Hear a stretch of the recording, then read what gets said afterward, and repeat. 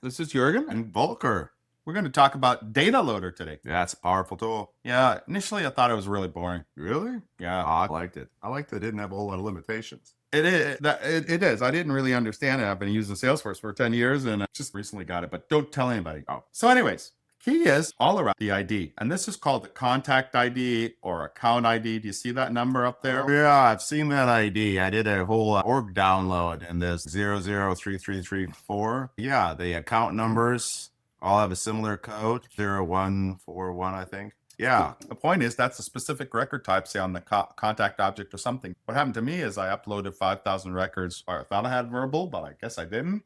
Against case object, which then created contacts, accounts, a couple custom object records. How do you all do it against one with the data loader? Here's how. So what you do is you do data loader, you upload this, you do this, you allow it, and then it shows you this.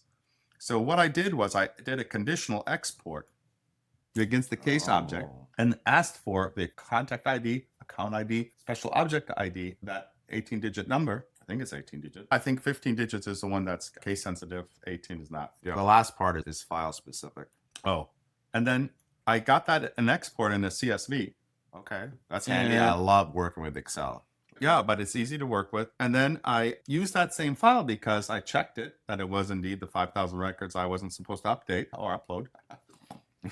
And contacts, and it didn't delete all contacts, but it related the contacts that I created with against that specific case or the cases I uploaded. And then I ran delete against it, a delete function against it. So you extracted it and then you got rid of them out of the org. But I you run data loader against that object, and you can do cross object stuff with the contact or other object ID. So like completely erase every sign of them. Exactly. And by clean slate. By 8:05, nobody knew that I had uploaded and downloaded 5,000 records in the production, even out of the recycle bin. Wow. That's it. That's how the secret to data loader.